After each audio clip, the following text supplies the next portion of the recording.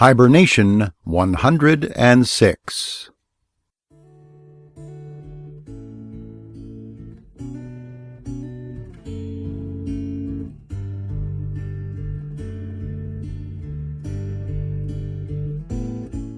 Grizzly's Growls presents Stories from the Hiber-Nation. Read by David Grizzly Smith.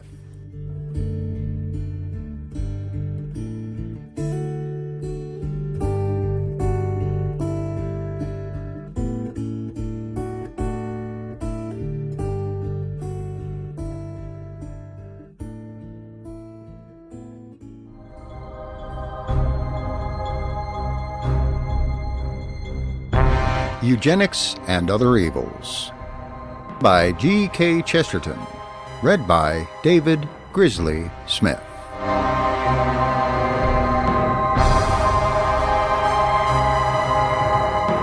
Part 1. The False Theory. Chapter 4. The Lunatic and the Law. The modern evil, we have said, greatly turns on this, that people do not see that the exception proves the rule. Thus it may or may not be right to kill a murderer, but it can only conceivably be right to kill a murderer because it is wrong to kill a man. If the hangman, having got his hand in, proceeded to hang friends and relatives to his taste and fancy, he would, intellectually, unhang the first man, though the first man might not think so. Or thus again, if you say an insane man is irresponsible, you imply that a sane man is responsible. He is responsible for the insane man. And the attempt of the eugenists and other fatalists to treat all men as irresponsible is the largest and flattest folly in philosophy. The eugenist has to treat everybody, including himself, as an exception to a rule that isn't there. The eugenists, as a first move, have extended the frontiers of the lunatic asylum. Let us take this as our definite starting point and ask ourselves what lunacy is and what is its fundamental relation to human society. Now that raw juvenile skepticism that clogs all thought with catchwords may often be heard to remark that the mad are only the minority and the sane only the majority, there is a neat exactitude about such people's nonsense. They seem to miss the point by magic. The mad are not a minority because they are not a corporate body, and that is what their madness means. The sane are not a majority, they are mankind, and mankind, as its name would seem to imply, is a kind, not a degree. Insofar as the lunatic differs, he differs from all minorities and majorities in kind. The madman who thinks he is a knife cannot go into partnership with the other who thinks he's a fork. There is no trysting place outside reason. There is no inn on those wild roads that are beyond the world. The madman is not he that defies the world.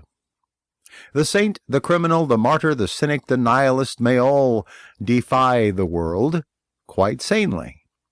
And even if such fanatics would destroy the world owes them a strictly fair trial according to proof and public law. But the madman is not the man who defies the world. He is the man who denies it. Suppose we were all standing around a field and looking at a tree in the middle of it. It is perfectly true that we all see it, as the decadents say, in infinitely different aspects. That is not the point. The point is that we all say it is a tree. Suppose, if you will, that we are all poets, which seems improbable, so that each of us could turn his aspect into a vivid image distinct from a tree. Suppose one says it looks like a green cloud, and another like a green fountain, a third like a green dragon, and a fourth like a green cheese. The fact remains that they all say it looks like these things. It is a tree.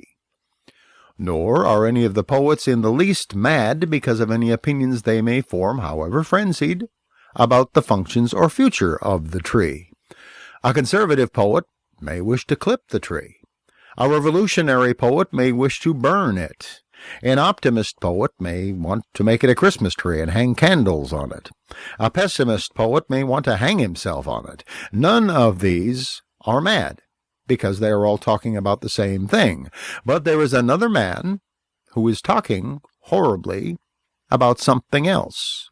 There is a monstrous exception to mankind. Why he is so, we know not.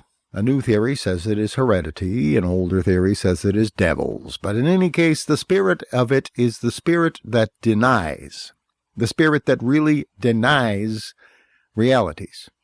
This is the man who looks at the tree and does not say it looks like a lion, but says that it is a lamppost. I do not mean that all mad delusions are concrete as this, though some are more concrete. Believing your own body is glass is a more daring denial of reality than believing a tree is a glass lamp at the top of a pole. But all true delusions have in them this unalterable assertion that what is not, is. The difference between us and the maniac is not about how things look or how things ought to look, but about what they self-evidently are. The lunatic does not say he ought to be king. Perkin Warbeck might say that. He says he is king. The lunatic does not say he is as wise as Shakespeare. Bernard Shaw might say that. The lunatic says he is Shakespeare. The lunatic does not say he is divine in the same sense as Christ. Mr. R.J. Campbell would say that. The lunatic says he is Christ. In all cases, the difference is a difference about what is there, not a difference touching what should be done about it. For this reason, and for this alone, the lunatic is outside public law. This is the abysmal difference between him and the criminal. The criminal admits the facts, and therefore permits us to appeal to the facts. We can so arrange the facts around him that he may really understand that agreement is in his own interests. We can say to him, "Do not steal apples from this tree, or we will hang you on that tree." But if the man really thinks one tree is a lamppost and the other tree a Trafalgar Square fountain, we simply cannot treat with him at all. It is obviously useless to say, "Do not steal apples from this lamppost, or I will hang you on that fountain." If a man denies the facts, there is no answer but to lock him up. He cannot speak our language, not that varying verbal language, which often fizzes fire even with us, but that enormous alphabet of sun and moon and green grass and blue sky in which alone we meet, and by which alone we can signal to each other. That unique man of genius, George MacDonald, described in one of his weird stories 2 systems of space coincidence, so that where I knew there was a piano standing in a drawing room, you knew there was a rose bush growing in a garden. Something of this sort is, in small or great affairs, the matter with the madman. He cannot have a vote because he is the citizen of another country. He is a foreigner. Nay, he is an invader and an enemy, for the city he lives in has been superimposed on ours. Now, these 2 things are primarily to be noted in his case. First, that we can only condemn him to a general doom because we only know his general nature. All criminals who do particular things for particular reasons, things and reasons which, however criminal, are always comprehensible, have been more and more tried for such separate actions under separate and suitable laws ever since Europe began to become a civilization, and until the rare and recent re-incursions of barbarism and such things as the indeterminate sentence. Of that I shall speak later.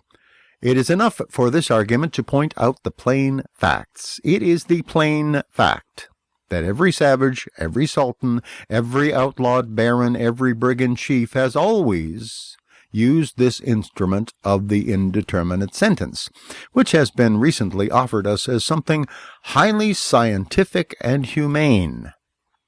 All these people, in short, being barbarians, have always kept their captives captive until they, the barbarians, chose to think the captives were in a fit frame of mind to come out.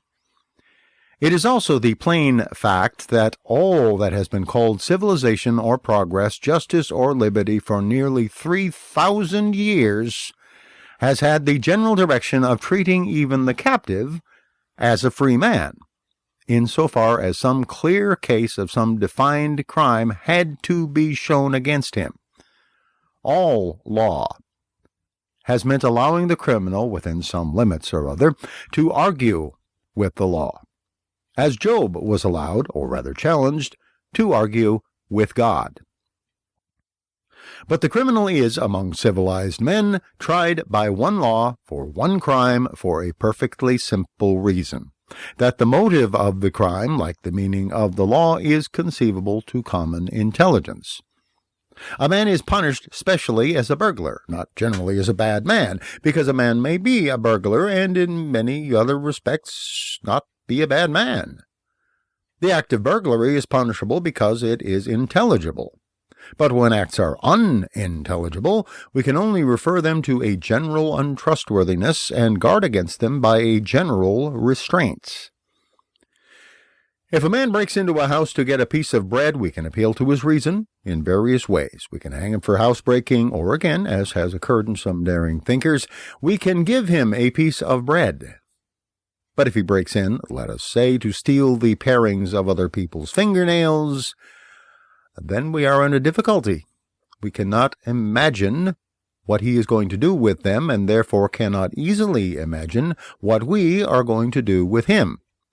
If a villain comes in cloak and mask, and puts a little arsenic in the soup, we can collar him and say to him distinctly, "You are guilty of murder, and I will now consult the code of tribal law under which we live to see if this practice is not forbidden."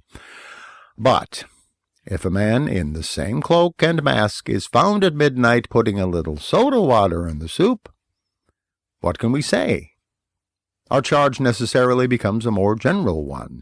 We can only observe, with a moderation almost amounting to weakness, "You seem to be the sort of person who'll do this sort of thing," and then we can lock him up.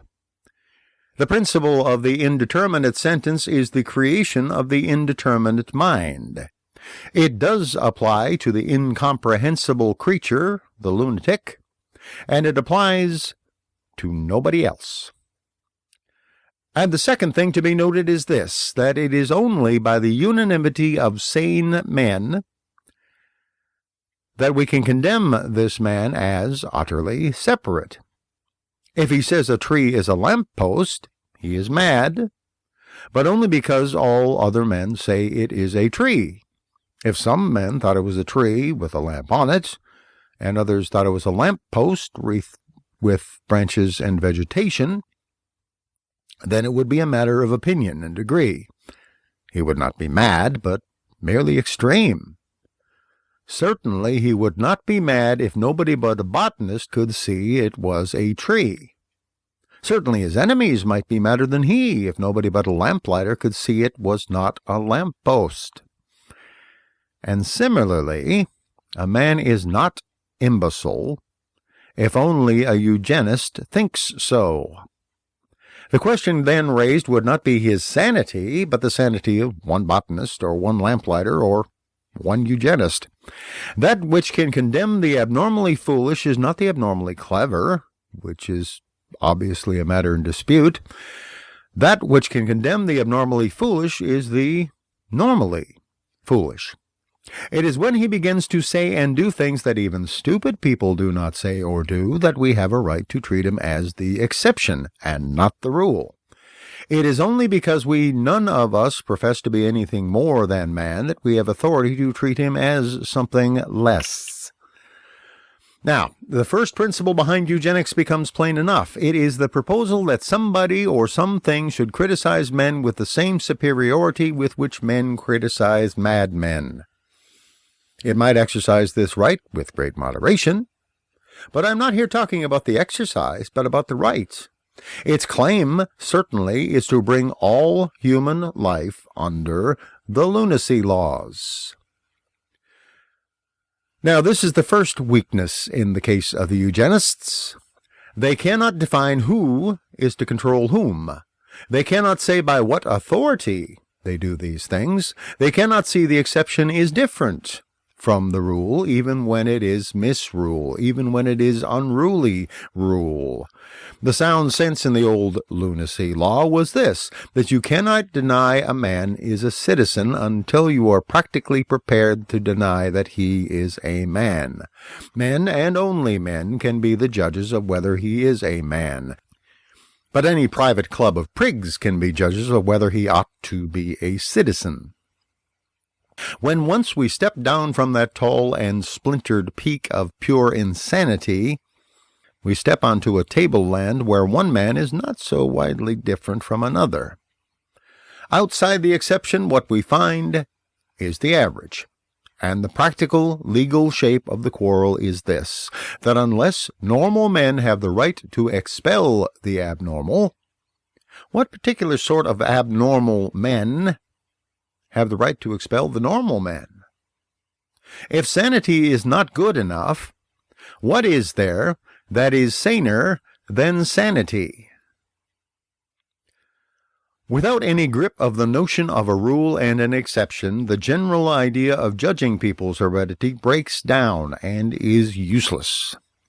For this reason, that if everything is the result of a doubtful heredity, the judgment itself is the result of a doubtful heredity also. Let it judge not that it be not judged. Eugenists, strange to say, have fathers and mothers like other people, and our opinion about their fathers and mothers is worth exactly as much as their opinions about ours. None of the parents were lunatics, and the rest is mere likes and dislikes. Suppose Dr. Saleeby had gone up to Byron and said, "My lord, I perceive you have a club foot and inordinate passions. Such are the hereditary results of a profligate soldier marrying a hot-tempered woman." The poet might logically reply, with characteristic lucidity and impropriety, "Sir, I perceive you have a confused mind and an unphilosophic theory about other people's love affairs. Such are the hereditary delusions bred by a Syrian doctor marrying a Quaker lady from York." Suppose Dr. Carl Pearson had said to Shelley, "From what I see of your temperament, you're running great risks in forming a connection with the daughter of a fanatic and eccentric like Godwin." Shelley would be employing the strict rationalism of the older and stronger freethinkers if he answered, "From what I observe of your mind, you are rushing on destruction in marrying the great niece of an old corpse of a courtier and dilettante like Samuel Rogers." It is only opinion for opinion. Nobody can pretend that either Mary Godwin or Samuel Rogers was mad. And the general view a man may hold about the healthiness of inheriting their blood or type is simply the same sort of general view by which men do marry for love or liking. There is no reason to suppose that Dr. Carl Pearson is any better judge of a bridegroom than the bridegroom is of a bride. An objection may be anticipated here, but it is very easily answered. It may be said that we do, in fact, call in medical specialists to settle whether a man is mad, and that these specialists go by technical and even secret tests that cannot be known to the mass of men. It is obvious that this is true. It is equally obvious that it does not affect our argument. When we ask the doctor whether our grandfather is going mad, we still mean mad by our own common human definition. We mean, is he going to be a certain sort of person whom all men recognize when once he exists? That certain specialists can detect the approach of him before he exists does not alter the fact that it is of the practical and popular madman that we are talking, and of him alone. The doctor merely sees a certain fact potentially in the future, while we, with less information, can only see it in the present. But his fact is our fact and everybody's fact, or we should not bother about it at all. Here is no question of the doctor bringing an entirely new sort of person under coercion, as in the feeble-minded bill. The doctor can say, "Tobacco is death to you," because the dislike of death can be taken for granted, being a highly democratic institution. And it is the same with the dislike of the indubitable exception called madness. The doctor can say, "Jones has that twitch in the nerves and he may burn down the house." But it is not the medical detail we fear, but the moral upshot. We should say, "Let him twitch as long as he does not burn down the house." The doctor may say, "He has that look in the eyes, and he may take the hatchet and brain you all." But we do not object to the look in the eyes as such. We object to consequences, which, once come, we should all call insane if there were no doctors in the world. We should say, "Let him look how he likes, as long as he does not look for the hatchet." Now, that specialists are valuable for this particular and practical purpose of predicting the approach of an enormous and admitted human calamities, nobody but a fool would deny. But that does not bring us 1 inch nearer to allowing them the right to define what is called a calamity, or to call things calamities which common sense does not call calamities.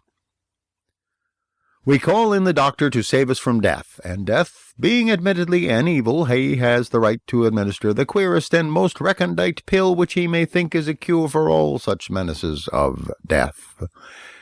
He has not the right to administer death as the cure for all human ills, and he has no moral authority to enforce a new conception of happiness. So he has no moral authority to enforce a new conception of sanity. He may know I'm going mad, for madness is an isolated thing, like leprosy, and I know nothing about leprosy. But if he merely thinks my mind is weak, I may happen to think the same of his. I often do. In short, unless pilots are permitted to ram ships onto the rocks and then say that heaven is the only true harbor, unless judges are to be allowed to let murderers loose and explain afterwards that the murderer had done good on the whole, unless soldiers are to be allowed to lose battles and then point out that true glory is to be found in the valley of humiliation, unless cashiers are to rob a bank in order to give it advertisements, or dentists to torture people to give them a contrast to their comforts, unless we are prepared to let loose all these private fancies against the public and accepted meaning of life or safety or prosperity or pleasure, then it is as plain as Punch's nose that no scientific man must be allowed to meddle with the public definition of madness. We call him in to tell us where it is or when it is. We could not do so if we had not ourselves settled what it is. As I wish to confine myself in this chapter to the primary point of the plain existence of sanity and insanity, I will not be led along any of the attractive paths that open here. I shall endeavor to deal with them in the next chapter. Here I confine myself to a sort of summary. Suppose a man's throat has been cut, quite swiftly and suddenly, with a table knife at a small table where we sit. The whole of civil law rests upon the supposition that we are witnesses, that we saw it. And if we do not know about it, who does? Now suppose all the witnesses fall into a quarrel about degrees of eyesight. Suppose one says he had brought his reading glasses instead of his usual glasses, and therefore did not see the man fall across the table and cover it with blood. Suppose another says he could not be certain it was blood because a slight color blindness was hereditary in his family. Suppose a third says he cannot swear to the uplifted knife because his oculist tells him he is astigmatic and vertical lines do not affect him as do horizontal lines. Suppose another says the dots have often danced before his eyes in very fantastic combinations, many of which were very like one gentleman cutting another's throat after dinner. All these things refer to real experiences. There is such a thing as myopia. There is such a thing as color blindness. There is such a thing as astigmatism. There is such a thing as shifting shapes swimming before the eyes. But what should we think of a whole dinner party that could give nothing except these highly scientific explanations when found in company with the corpse? I imagine there are only two things we could think. Either that they were all drunk, or they were all murderers. And yet there is an exception. If there were one man at table who was admittedly blind, should we not give him the benefit of the doubt? Should we not honestly feel that he was the exception that proved the rule?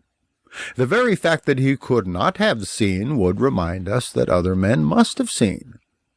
The very fact that he had no eyes must remind us of eyes.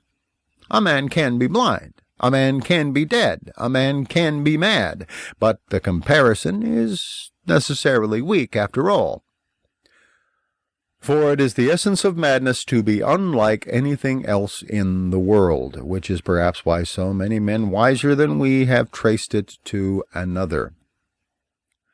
Lastly, the literal maniac is different from all other persons in dispute in this vital respect. He is the only person whom we can with final lucidity declare that we do not want. He is almost always miserable himself, and he always makes others miserable. But this is not so with the mere invalid.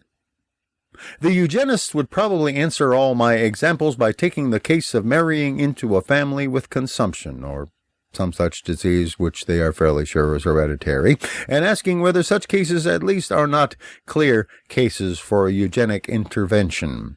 Permit me to point out to them that they once more make a confusion of thought.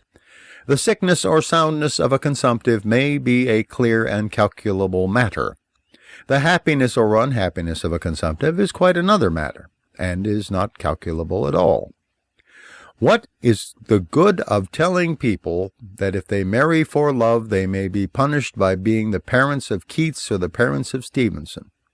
Keats died young, but he had more pleasure in a minute than a eugenist gets in a month. Stevenson had lung trouble, and it may, for all I know, have been perceptible to the eugenic eye even a generation before. But who would perform that illegal operation, the stopping of Stevenson?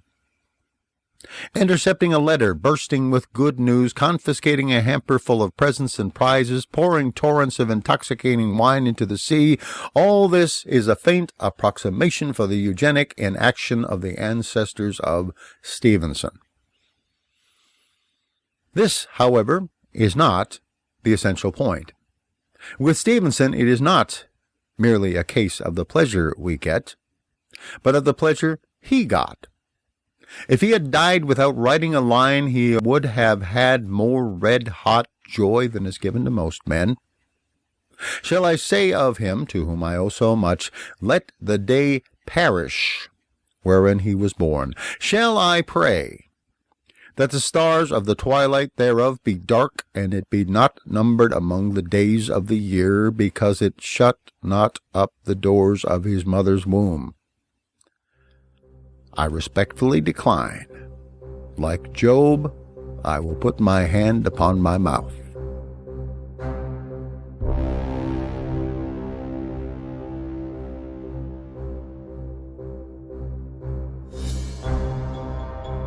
Thank you for listening to Eugenics and Other Evils by G.K. Chesterton, read by me, David Grizzly Smith. Theme music for the book is Showdown by Kevin MacLeod of Incompetech.com. This book is released under a Creative Commons Attribution, Non-Commercial, No Derivatives 3.0 license. That means please make copies, please share this book, but don't change it, don't sell it, and do tell people where you got it. If you like this book, leave a comment and a rating on podiobooks.com, or comment on grizzliesgrowls.com, or anywhere else you can.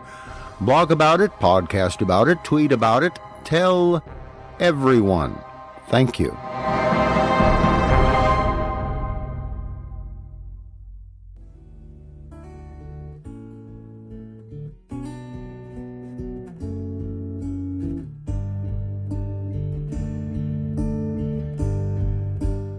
Thank you for listening to Stories from the Hiber-Nation. Comment on the website at grizzliesgrowls.com. This program is offered under a Creative Commons Attribution, Non-Commercial, No Derivatives license.